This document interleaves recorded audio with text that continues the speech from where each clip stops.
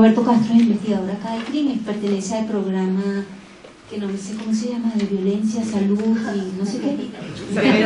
Pero tiene, nada más hago referencia al programa porque en ese programa está dedicado justamente a investigaciones, de manera muy importante a investigaciones sobre violencia.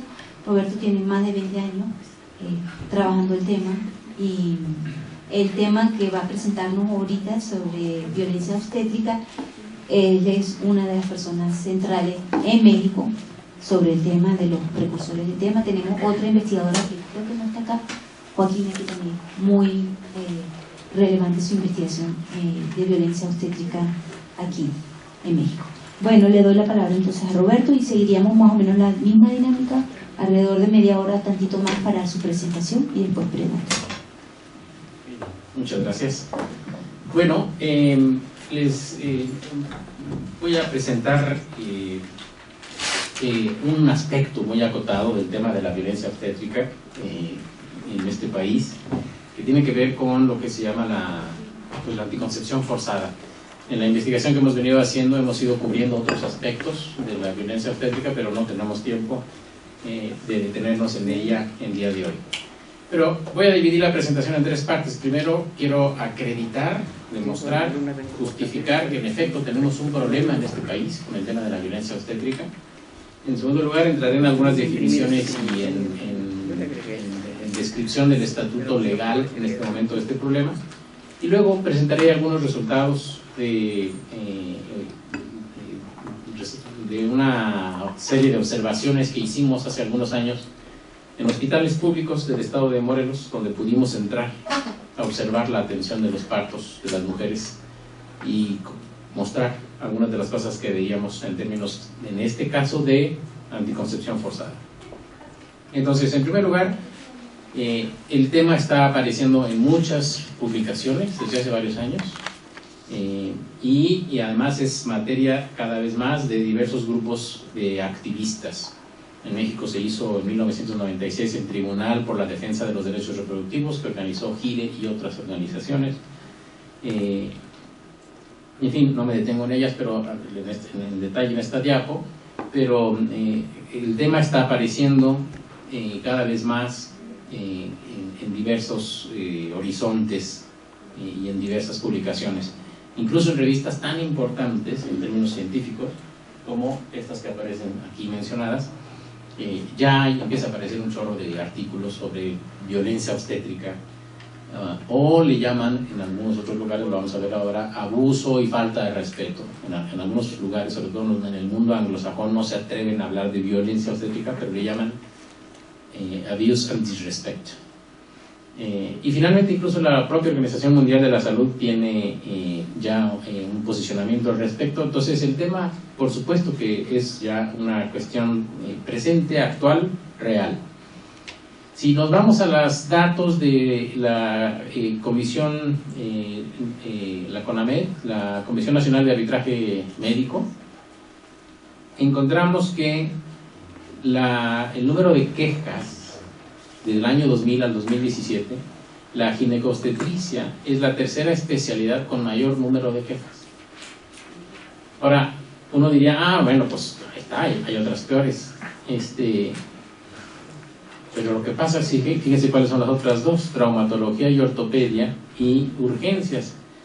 No todo el mundo pasamos por traumatología, ortopedia o urgencias, solamente quien tiene realmente un accidente o una necesidad urgente. En cambio, sí, prácticamente todas las mujeres tienen que ir al ginecólogo, y muchas van a atención del parto. Entonces, en ese sentido es sumamente llamativo que una atención, la mayor parte de la cual no debería ser medicalizada, el parto no es un problema médico estrictamente hablando, es un fenómeno natural que ha sido medicalizado, esté tan alto en el número de quejas que se reciben. Entonces ahí tenemos otra señal de que algo está pasando, en particular con esa especialidad. Y luego, antes de que empecemos a leer la que sigue, la Comisión Nacional de Derechos Humanos, como ustedes saben, responde a quejas que se le presentan en relación a violación de derechos de las personas. pero también tiene la facultad, la Comisión Nacional de Derechos Humanos, de emitir recomendaciones generales que no responden a una queja en específico, sino que tiene la facultad de, una vez que se le han juntado muchas quejas de algún tema en particular, hacer una recomendación general a las autoridades a partir de ese número de quejas en particular. Entonces van 3 recomendaciones generales de la CONAMED sobre este tema. La primera fue en 2002, y que se llamó, fue una recomendación general número 4 sobre el consentimiento informado en planificación familiar. Y destaco 2 párrafos. En algún momento de la recomendación dice: en las visitas de trabajo realizadas por personal de este organismo nacional a las comunidades indígenas del país, tanto hombres como mujeres manifestaron que los servidores públicos de las clínicas rurales de las instituciones de salud pública, tanto estatales como federales, pretenden imponerles métodos de planificación familiar sin su consentimiento y sin informarles adecuada y ampliamente. En especial porque los prestadores de servicios de salud tienden a dirigir autoritariamente la interacción entre las y los usuarios. Entonces, ya en el 2002, a partir de estudiar su propio expediente de quejas que se le venían acumulando, la CNDH lanza una recomendación general dirigida a las autoridades políticas y de salud del país, diciendo: tenemos este asunto, o sea, ¿qué vamos a hacer al respecto? Varios años después, en el 2009, viene una segunda recomendación general, la número 15, que se llamó sobre el derecho a la protección a la salud. Y fíjense el dato que da la Comisión Nacional de Derechos Humanos. Dice: con base en 11.854 quejas recibidas entre 2000 y 2009, en esta materia, se desprenden diversas irregularidades en la prestación de la atención médica, como un trato contrario a la dignidad, poco respetuoso y en algunos casos conductas discriminatorias que afectan el bienestar de los pacientes, falta de atención en las unidades de urgencia, atención de manera irregular, maltrato a los pacientes, intervenciones quirúrgicas negligentes, inadecuada prestación del servicio, deficiente atención materno-infantil durante el embarazo. Bueno, hasta aquí podríamos decírmelo, pero a ver, este es 25 de noviembre, estábamos en el tema de la violencia contra las mujeres y ahora tenemos una conferencia sobre calidad de la atención. Bueno, no, en realidad lo que quiero mostrar es que esta es otra forma de violencia contra las mujeres. Así lo entendió la propia Comisión Nacional de Derechos Humanos, y de tal manera que su recomendación general número 31 de 2017 ya se llamó de plano sobre la violencia obstétrica en el Sistema Nacional de Salud. O sea, el tema ha ido creciendo y las cartas que ha ido tomando la Comisión Nacional de Derechos Humanos han sido cada vez mayores en esta materia. Ahí además citan ya resultados de nuestra propia investigación, y entonces ponen que los esfuerzos de prevención de nuevas violaciones de derechos de las mujeres, que se centran solo en cuestiones de calidad y calidez de la atención, desconocen la verdadera naturaleza del problema. Y entonces, citando nuestro propio trabajo, dicen que es importante reconfigurar el objeto de estudio y reconstruirlo como un objeto sociológico en el marco de los derechos de salud. Y asimismo destaca, y esto lo voy a explicar ahorita, la necesidad de estudiar el hábitus profesional de los médicos, así como las condiciones objetivas del campo médico, con el fin de identificar el origen social del autoritarismo médico y poder así prevenir e intervenir en el problema. Pero entonces, la propia CNDH ya habla de violencia obstétrica. La ENDIRE, la encuesta que mencionaba al principio de su presentación Irene, la ENDIRE 2016, logramos que incluyera ya una sección de preguntas sobre maltrato durante la atención del parto. Entonces, a las mujeres, la encuesta se le aplica a mujeres de 15 años y más. Y es una muestra representativa incluso por estados de la República, no nada más nacional, sino por estados. Entonces, son 110.000 mujeres, me parece, la muestra.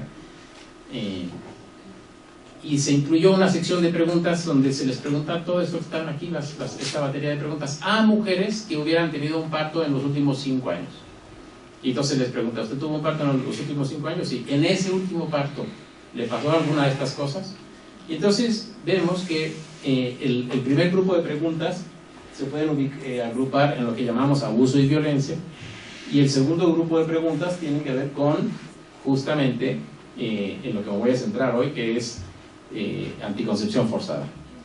Bueno, lo que se llama abuso y violencia, 23.6% de las mujeres que tuvieron un parto en los últimos 5 años sufrieron alguna o varias de esas expresiones de abuso y violencia, y 17% sufrieron lo que se llama atención no consentida o imposición de algún método de planificación familiar.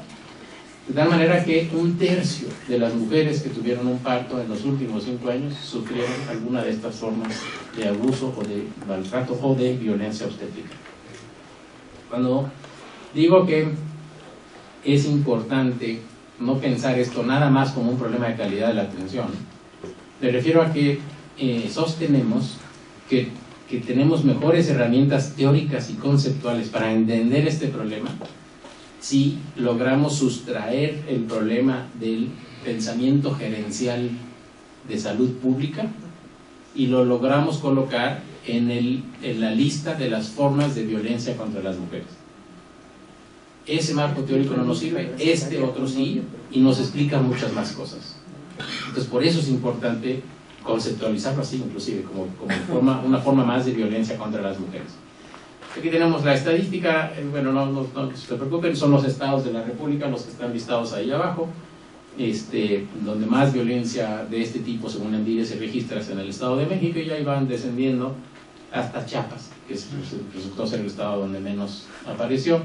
Siempre nos queda la duda de si el instrumento funcionó bien o no, o por qué salen así las cosas, pero es el instrumento y es el más afinado que tenemos en este momento. Pero bueno, de manera informativa. ¿Y Morelos? ¿Dónde quedó Morelos? Sexto, o sea que exactamente está el estado de Morelos entre los de mayor prevalencia de todas las formas de maltrato o de violencia obstétrica en el país. Así que también aquí, así como en el caso anterior, tenemos un foco rojo. Ahora fíjense, otra cosa interesante, por ponerlo neutralmente. Si comparamos, diferenciamos municipios indígenas de los municipios no indígenas del país, resulta, como ven ahí, que las tasas de esterilización y de colocación de DIUs son muchísimo más altas en los municipios indígenas comparados con los municipios no indígenas del país. Es decir, el dato ya por sí mismo es brutal, ¿no? Las barras anaranjadas habla de lo que está ocurriendo en los municipios indígenas. Entonces, claro, uno podría decir, pues es que entre los indígenas la esterilización y el dispositivo son súper populares. Claro. O hay una política de Estado que está produciendo sus resultados. Los resultados ahí están, todos lo que necesitamos entender es qué lo está produciendo. Bueno, entonces paso a la segunda parte. Entendamos de qué estamos hablando con esto de falta de respeto y abuso y de violencia obstétrica. Hay una discusión internacional, los países anglosajones, Inglaterra básicamente, hablan de falta de respeto y abuso, no se atreven a hablar de violencia, y lo definen como interacciones y condiciones de los servicios que el consenso local considera humillantes o indignos, así como aquellas interacciones o condiciones que son experimentadas como o que tienen la intención de ser humillantes o indignas. Ahí lo que hay que enfatizar es lo del consenso local, porque entonces esa es una definición que permite considerar como abuso o maltrato X cosa en Berlín, que en alguna ciudad de Zimbabue no se consideraría porque el consenso local lo tolera más. Entonces no es una definición universal, sino totalmente ajustada a lo que existe en cada lugar. Tiene alguna ventaja la hipótesis o la definición, digo, porque en efecto hay variaciones en las instalaciones, en las condiciones de los servicios, pero hay cosas que no pueden tolerarse en ningún lugar, ¿no? Pero bueno, cuando se hace investigación básicamente se concentra en esos indicadores que están ahí: atención no confidencial, atención no dignificada, prejuicios, abandono en los servicios, retención. Hay lugares donde si no pagas no te dejan salir, y eso está documentado en el mundo. Bueno, en cambio el tema de violencia obstétrica, el concepto es un concepto latinoamericano. Se creó en primer lugar en Venezuela, y la ley en Venezuela, la ley de derecho de las mujeres a una vida libre de violencia, en el 2007 registró por primera vez en el mundo una definición jurídica de lo que es violencia obstétrica, y se define ahí como la apropiación del cuerpo y procesos reproductivos de las mujeres por personal de salud que se expresa en un trato deshumanizador, en un abuso de medicalización y patologización de los procesos naturales, trayendo consigo pérdida de autonomía y capacidad de decidir libremente sobre sus cuerpos y sexualidad, impactando negativamente en la calidad de vida de las mujeres.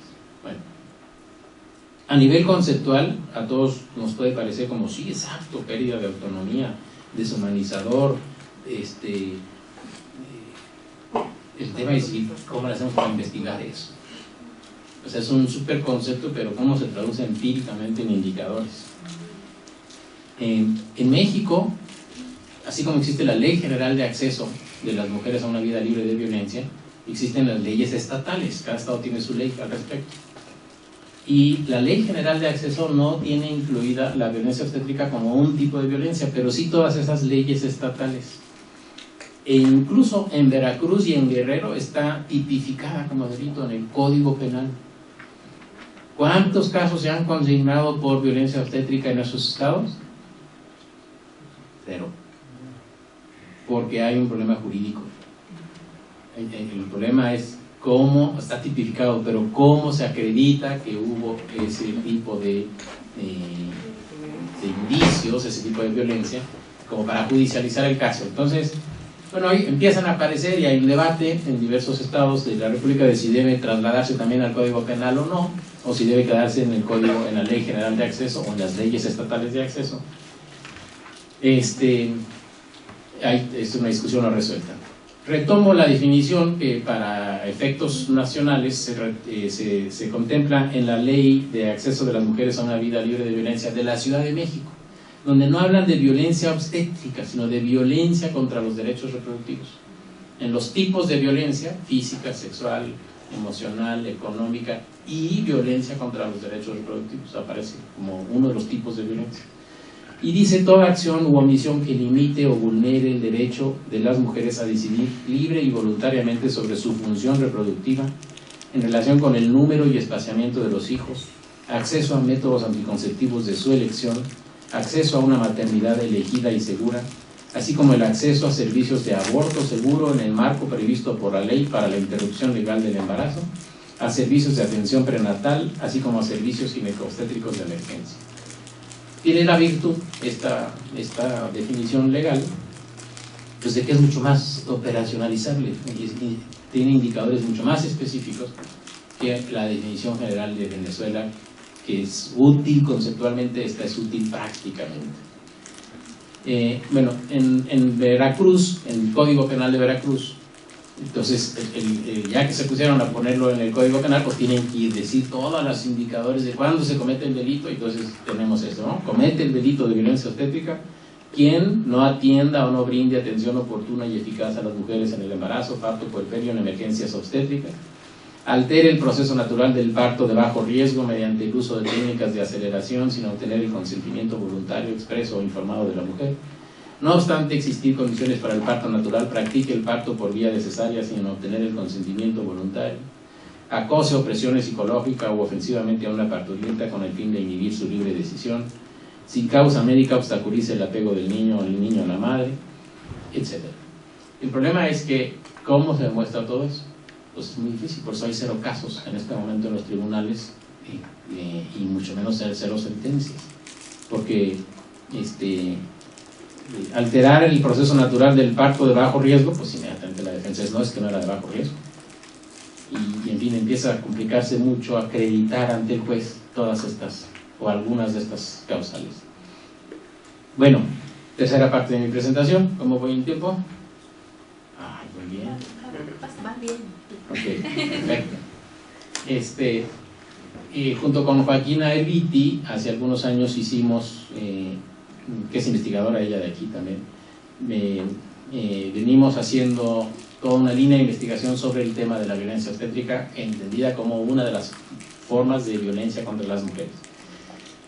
Y es toda una línea de investigación que se ha nutrido de muchos proyectos de investigación, pero entre otras cosas tuvimos oportunidad de estar en hospitales públicos, tanto del IMSS como de la Secretaría de Salud de aquí de Cuernavaca, y estuvimos por varios meses observando partos, y lo que hicimos fue capacitar a 3 estudiantes de antropología avanzadas, de 8º semestre más o menos, de la UAM, Y entonces ellas tres y Joaquina básicamente son las que hicieron las observaciones. Yo también tuve que entrar al principio de Tiche, pero ni modo, porque tenía que capacitar a las chavas estas que estaban ayudándonos. Pero luego el trabajo de campo lo hicieron ellas básicamente. Y teníamos toda una guía de observación para ver cómo se daba la interacción entre médicos y pacientes. Y aparte tenemos otro montón de fuentes de información. Voy a utilizar algunas, algunas de las recomendaciones de la CNDH para mostrarles lo que quiero comentarles ahora. Bueno, a lo largo de estos años de investigación, lo que nos hemos dado cuenta es que el tema del maltrato a las mujeres durante los servicios de atención del parto ha sido básicamente un tema cooptado por las autoridades de salud. Entonces se le piensa como un problema de salud pública, como un problema de calidad de la atención, digo. Y entonces, incluso hubo un tiempo con Fox que la Secretaría de Salud tuvo una subsecretaría de calidad de la atención y se capacitó a los médicos para que saludaran a las pacientes y fueran más cálidos, y todas las intervenciones que se implementan desde la Secretaría de Salud van en esa línea de tener más calidez y de ser más atentos, y luego hasta de repente dicen, no, es que falta que les demos cursos de ética, entonces andan viendo si se puede meter en la currícula de medicina de las diversas carreras un curso de ética, y nosotros justamente decimos, no, es que es exactamente así como no debe hacerse la cosa. Eso es no entender la naturaleza del problema, y por eso no tienen éxito las intervenciones de capacitación o de sensibilización a los médicos. A mí me llamaron en alguna ocasión de la Secretaría de Salud con ese problema. A ver, Roberto, llevamos un chorro de tiempo sensibilizando a los médicos, un chorro de talleres, un chorro de... ¿Y si el problema sigue? Pues sí, porque no es un problema de sensibilizar a los médicos. Nos sobra, por supuesto que nos sobra, pero no ese es el problema. Entonces, nuestra investigación va por este lado. En el estudio de la supuesta calidad de la atención, lo que ha pasado es que se ha ignorado este tipo de cosas. ¿Cómo se forman los médicos en las universidades y en los hospitales de enseñanza? Allí hay un primer problema. Por ejemplo, el campo médico, el campo es un concepto sociológico de la corriente de Bourdieu, es el conjunto de instituciones que tienen que ver con lo de la salud. Vamos a ponerlo así rápidamente. Es un campo muy jerarquizado, tan jerarquizado como el militar o el religioso. El campo de la sociología no es así para nada de jerarquizado, y hay otro montón de campos que tienen sus jerarquías, pero no así de brutalmente jerarquizadas. Y no se ha puesto atención en el impacto de las jerarquías en los esquemas de percepción de quienes están dentro de la jerarquía. Un ejemplo que he puesto 1000 millones de veces por todos lados, y si ya lo oyeron, aquí hay gente que no lo ha oído, tenganle paciencia, pero ahí va de nuevo. Si yo voy al cuartel, que está aquí en la glorieta de Zapata, y me recibe el general, pues en una de esas, doctor, bienvenido, nunca habíamos tenido un sociólogo por aquí, pase. Yo encantado, qué bueno, qué amable, general. Y el general me dice de pronto, vamos a un recorrido aquí por las instalaciones. Y yo, pues encantado, perfecto, nunca he caminado por dentro de un cuartel, vamos a ver. Y el general se hace acompañar por un coronel, un capitán, 2 cabos y 4 soldados. Toda una jerarquía, gente perfectamente ubicada en su jerarquía. Y yo, entonces, cuando vamos caminando por ahí, ¿qué va ahí caminando? Una jerarquía y un satélite. Yo no estoy ahí metido, pero pues viene toda la bola, todos atrás del general, quién sabe por qué, pero yo ahí voy con el general. Vamos caminando y me va mostrando las instalaciones, y de repente el general dice, ese pasto está muy largo. Yo que voy en la baba de satélite, no soy parte de esa jerarquía, puede que ni entienda a qué se refiere el general, y yo le diga, mira que en la casa de usted lo dejamos hasta más grande. Y él amablemente, sí. Seguimos caminando. Pero todos los demás acaban de recibir una orden. ¿Dónde está la orden? A ver, espérame. Íbamos en sexto de primaria cuando ya nos habían enseñado que es una frase descriptiva. Es una frase que se compone de sujeto, verbo y complemento. Ese pasto está muy largo. Esa es una frase descriptiva. ¿En dónde está la orden que recibieron los otros? ¿Cómo es? ¿Qué va a pasar? Que obviamente se van a asegurar, los que están junto a mí, iban caminando junto a mí, de que el general no vuelva a pasar por ahí sin que ese pasto esté cortado. Acaba de recibir una orden y el general nomás dijo, ese pasto está muy largo. En la jerarquía está la orden. La jerarquía distorsiona nuestros sistemas de percepción. Una frase así de ingenua, que un ingenuo puede no entender, tiene un significado muy específico en el contexto de una jerarquía. En un campo tan jerarquizado como el médico, en un seminario, en clases, un médico de alto rango, que diga, los médicos no nos metemos con el aborto, y sigue, pues eso también parece ser una frase descriptiva, y sin embargo tiene connotaciones muy peculiares. Y como eso, lo que estamos sosteniendo es que lo que no se ha estudiado es el efecto de la jerarquía en la manera como se enseña a los estudiantes, cómo resuena dentro de cada estudiante lo que se está aprendiendo, no nada más técnicamente, sino en lo que le llamamos el currículum no formal, currículum oculto, ¿no? Exacto. Desde luego, otra cuestión fundamental que tampoco se toma en cuenta es las relaciones de género. Tenemos ejemplos impresionantes porque parte de la investigación que hemos hecho, yo hice 14 grupos focales de médicos por varios estados de la República viendo cómo se forman, en fin, y salían cosas impresionantes, ¿no? Médicas, por supuesto, se quejan todas de que al camillero los pacientes le dicen doctor y a ella que va de doctora le dicen señorita,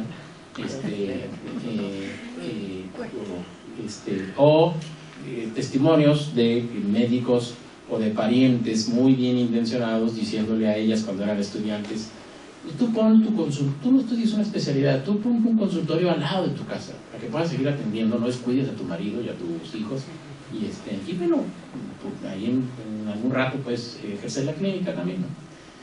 Pero además digo, son consejos que dan parientes y a veces de la mejor manera, de la manera más afectuosa posible, y esas son las estructuras de género más peligrosas, las que van afectivizadas, porque no lo hacen por molestar, no lo hacen para reprimir, no es violencia abierta como la que estábamos viendo en la ponencia pasada, sino justamente son códigos de reproducción de un sistema de desigualdad montados en un mundo de afecto, y entonces son todavía más complicadas. Aparte, los médicos tienen condiciones de trabajo en los hospitales durísimas, sí, ciertamente, les pagan más o menos bien, pero sí están rebasados y es una bronca tremenda, hay una insuficiencia que también hay que tomarse en cuenta. Normalmente las autoridades se centran nada más en eso y dicen, no, es que estamos saturados, no, bueno, pero hay otras cosas. Y luego está esta cuestión que que llamamos el hábitus médico autoritario. El concepto de hábitus es un concepto de Bourdieu, gran sociólogo francés, el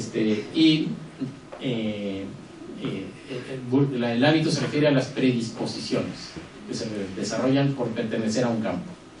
Entonces, el campo médico genera predisposiciones especiales en los que están en ese campo. El campo científico genera predisposiciones especiales en los que estamos en ese campo. Entonces, un ejemplo es pensar en el campo del fútbol, aunque aquí campo de fútbol es igual a cancha, pero no importa. Entonces, los futbolistas, cuando le van a dar un pase a Messi no se pone a pensar, ay, ahí viene mi compañero, acaba de recibir el balón, correré hacia la izquierda y me apresuraré, sí, y me paso veloz. Pero tengo un rival enfrente, lo esquivaré, y lo esquiva, y corre. No, el cuerpo funciona automáticamente, no hay pensamiento ahí.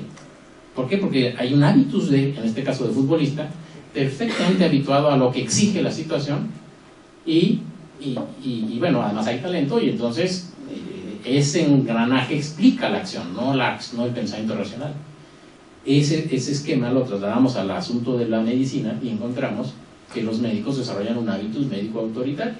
En el primer caso es divertido entender que Messi funciona así, en el segundo no es divertido. En el segundo hay un problema de responsabilidad, porque funcionan automáticamente de manera autoritaria. Esto lo acabo de decir. Entonces, fíjense, y esta es la tercera y última parte de mi presentación, cómo en las observaciones se ve, porque el hábitus además se estudia vía observación básicamente, se ven las predisposiciones para actuar autoritariamente. Tenemos una recomendación, hay muchísimas de esto, pero tomé esta de ejemplo, de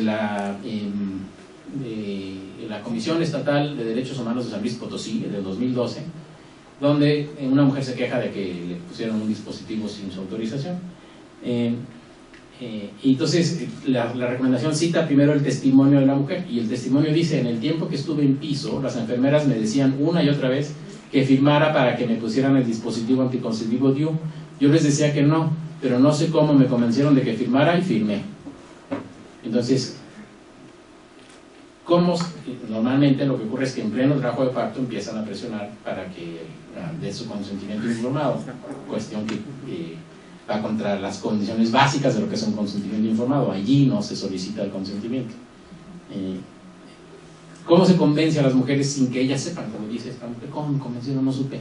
Bueno, un ejemplo, y esto es lo que observamos: está una mujer en pleno trabajo de parto y el médico le pregunta: ¿se va a poner el DIU? Y la enfermera: de veras, ¿con qué se va a controlar, Y la mujer, con voz insegura: vivo con mis papás. O sea, como diciendo, no tengo pareja permanente, no necesito un DIU. La enfermera, con voz fuerte, mirándola a los ojos: vive con sus papás. Yo también, y tengo 6 meses de embarazo. Y el médico: ¿se lo ponemos, señora? Es mejor que se lo pongamos a que luego esté aquí otra vez el próximo año. Y la mujer: ¿y si me lastima? Pero piensen que está entre contracción y contracción, O sea, no están sentados en un café. ¿Y si me lastima? Enfermera, ¿tú crees que si lastimara a las otras mujeres se lo pondrían? Si lastimara, todas estaríamos como tú. La mujer, con voz débil, sin mirar a nadie, porque para eso todos están ahí viéndola a ella, y pues ella viendo al cielo, esquivando la mirada: sí, pero hay otros medios. ¿Qué medios? ¿Hormonas? El DIU es el más eficaz. Y la enfermera: además, si usa pastillas se va a poner gorda y fea. El DIU no le va a molestar si se revisa cada 3 meses. No es cierto que un DIU se revise cada 3 meses, pero eso dicen en los centros de salud. Todos se quedan mirando a la señora. Ella mira al techo y no dice nada. Se pueden imaginar el momento de tensión. Y la enfermera sigue: el DIU es seguro en un 90%, los otros métodos solo en un 50%. No es recomendable usar hormonas. Las hormonas alteran psicológicamente. La señora se queda callada. Entonces, ¿se lo ponemos, señora? Con voz vencida: pues sí. Bueno, esta puede ser perfectamente la señora que luego fue a la comisión. No estoy diciendo que fue, pero que fue, puede ser la que dice: no sé cómo, pero me convencieron. Pero es que no la convencieron, se lo impusieron. U otro ejemplo, hay una serie de enfermeras, internos y la paciente. Entonces la mujer ya está en la cama de expulsión. El interno le dice: puje, mija, si ya tiene el dolor, pújele. Una enfermera le está poniendo un líquido rojo sobre las piernas. Estas eran antropólogas, pues no tenían que saber las cuestiones clínicas, y deliberadamente no queríamos que supieran de cuestiones clínicas. Entonces, pues el líquido rojo, así lo vieron ellas, así lo describen. Y la mujer: tengo un calambre, ¿va a querer DIU? Me dice, la mujer dice entre dolores que no. ¿Con qué se va a cuidar? La mujer contesta difícilmente que con pastillas. ¿No le dijeron que le hace daño a su bebé? La mujer saca el aire y dice: me dijeron que después de 6 meses no. Pero ¿y antes? Dicen que a la larga producen cáncer. Estás muy chica para tomar pastillas. Otra enfermera cubriendo a la mujer con las sábanas azules. La enfermera dice: mira, el preservativo no es recomendable porque salen defectuosos. La mujer empieza a pujar. Entonces, ¿qué? ¿Se lo quiere poner? Y la mujer dice que no, con fuerza. ¿Cuál es su razón? Que no quiero. Miren, nosotros tenemos la obligación, ya que cuando le vaya mal, nosotros no nos hacemos responsables. Por eso le pregunto cuál es su razón. La mujer está gimiendo. En fin, presión. Ahora, entonces lo que tenemos en los hospitales es pura gente bien malvada, sin ética, desgraciados, delincuentes, todos deberían irse a la cárcel. No, más bien es gente que ha sido formada en una estructura muy jerarquizada, con donde no hay cuestionamientos mayores a la desigualdad de género, y donde han internalizado un conjunto de predisposiciones para actuar así de autoritariamente. Son responsables de lo que hacen, por supuesto, Cuidado con sentir que esta teoría exonera a la gente de sus responsabilidades, pero nos explica más por qué actúa así la gente. Déjenme terminar con un caso, porque ya no tengo tiempo. Último. La interna le dice a la mujer: se va a poner el DIU, ¿verdad? La mujer dice que no. Entonces la enfermera, al escuchar la tal respuesta, sorprendida, dice: híjole, ya lo abrí. Pues vienen en una bolsita. Ya lo abrí. Y tú te pregunté y dijiste que sí, en tono de reclamo. La mujer se defiende diciendo: no, le dije que después sí, pero después. La enfermera: mira, mija, te voy a decir una cosa, tratando de intimidar con los ojos. Acuérdate de que ya tuviste un hijo. Y la antropóloga anota: me parece que le insinúa que ya tú tienes un hijo de otro papá. Además, sabes que no de inmediato menstruas, hija. Si de alguna forma debes salir protegida. No puedes tomar pastillas porque le hace daño a tu bebé. Lo ideal es que te pongan el DIU y en un mes te lo revisas. Y la interna dice, entonces señora, ¿va a querer el DIU? Y la mujer, no, ahorita no. Al parecer la enfermera 2 no tolera esa respuesta, así que no se da por vencida y dice, ¿sabes? Pasa algo. Tú ya firmaste. Usa eso para hacer más presión y hacer sentir obligada a la paciente. Que te lo pongan y después vienes y te lo quitas. La mujer, en tono de que ya se está dejando convencer, no, ahorita no. Como ya llevan mucho rato en esta conversación y la interna 3 tiene que continuar con el trabajo, dice, está bien, la enfermera 2 no se queda callada. Nosotras tenemos la obligación de decirles, no te puedes poner inyección ni pastillas. Entra en la conversación otra enfermera, todas presionan a la paciente. ¿Por qué no se lo quiere poner otra enfermera como regañando? ¿Antes del año quieres venir a tener otro hijo? La paciente dibuja una sonrisa insegura. La enfermera 4, entonces, ¿por qué firmaste? Como no recibe respuesta, le indica al interno, pasando por alto a la paciente, pónselo. La interna 3 dice claramente, no, si la paciente dice que no, no se lo podemos poner. Eso es lo que a nosotros nos dijeron. La enfermera 4, entonces, ¿para qué le hacen que le firmen? De nada sirve. Pues ahí se confiesan solitas, ¿no? Quién sabe que le hicieron que firmara, pero hasta se enoja. Entonces, ¿para qué hacen que las firmen? ¿Para qué las hacen que firmen? La paciente, ya fastidiada en tono de enojo, no permite que la enfermera termine su discurso y dice, ya pues póngamelo. La interna 3 de inmediato deja de esperar y dice, es una buena decisión. O sea, todavía la felicitan porque tomó la decisión adecuada. Bueno, entonces, conclusiones. El maltrato obstétrico y la anticoncepción forzada son formas de violencia contra las mujeres. Clarísimamente. La investigación sociológica, como la que hacemos aquí en el CRIM, tiene un papel central, dilucidar los mecanismos mediante los cuales se implementan y reproducen estas formas de violencia. Entonces no es solo un asunto de calidad de la atención, es una cuestión de derechos humanos y derechos reproductivos de las mujeres. Y no hay duda de que a la luz de las estadísticas recientes disponibles, así como de las quejas presentadas ante la CNDH y las comisiones estatales de derechos humanos, estamos ante un problema grave y frecuente. Y así tendríamos que ver, entonces, o pensaríamos que parte de la gráfica que les presenté al principio, se explicaría esa enorme popularidad del dispositivo entre comunidades indígenas.